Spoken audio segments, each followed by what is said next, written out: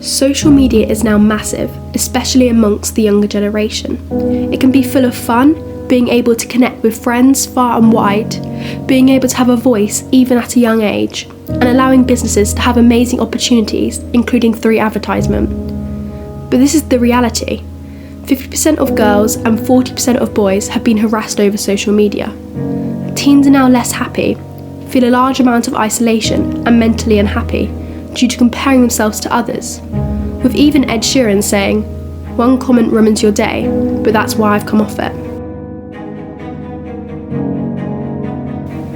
The younger generation have basically grown up with social media.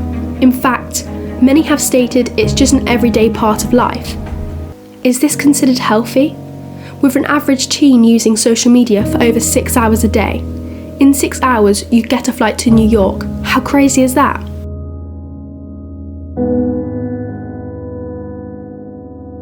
This girl has come in from school and practically been on her phone since being home, the majority of that time on social media. This is how most of us live nowadays. I'm now going to interview Dan Cammish. He's a racing driver and has been encouraged to use social media as it helps him build his platform. Cammish has won 3 championships of Porsche Carrera Cup and then went on to Porsche Super Cup. He now is with the British Touring Cars. My name is Dan Cammish and I am a professional racing driver for Honda in the British Touring Car Championship. Were you asked to use your social media by your sponsors and why? We're not specifically asked to use it. It's a tool that we can use. Honda and a lot of other brands already have accounts. We try to link them together and obviously try to use them as best we can to engage with the fan base. If I didn't have an account, I'm sure they would probably push me towards setting one up. Yeah, everyone's on social media 24/7 these days. As a driver, you're trying to engage with your fan base. The amount of followers you've got is important.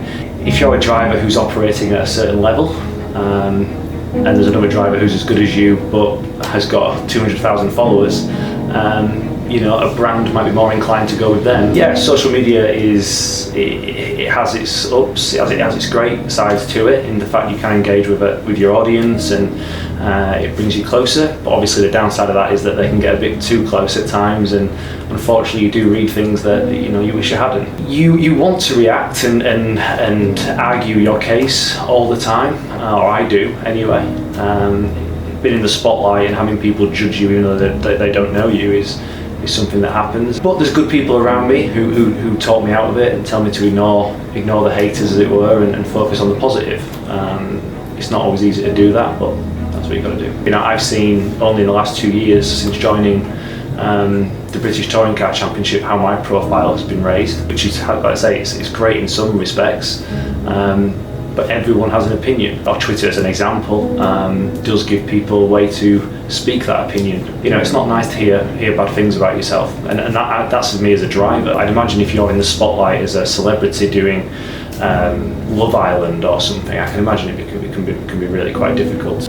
I like being able to interact with the fans, and it's a quick way of getting a point of view across, or showing maybe what you do from a different side. Do you think social media has helped your career? Probably not at this point. I'd like to think that it will become more valuable in my career though, as I go forward. As I spend more time in the spotlight, I'd like to think my following will grow, and then hopefully doors will open off the back of it, certainly in this modern sort of influencer-led world of Instagram. Most children get social media at 11 years old. At this age, you are very vulnerable. The huge amount of Photoshop being used in this day and age is crazy throughout these platforms, making these young children extremely insecure and could even lead to suicide. I will now tell you about the story of Sandy Riggs. Sandy Riggs was bullied through social media and just couldn't escape it. Everywhere she went, her phone went, and that meant the bullies followed. People kept sending her messages suggesting she should end her life. After a while, Sandy decided to speak up and told someone about the bullying. But by this time, it was too late and the bullying was too bad. The messages got even more and more, and only a week later, she ended her life. Statistics showed that only 10% of parents know if their child is being cyberbullied because they're too scared to speak up. Social media is Good. time wasting, Bad. a way to escape reality, Exciting. and a way to relieve stress, Interesting. dangerous, Scary. enjoyable, A great platform.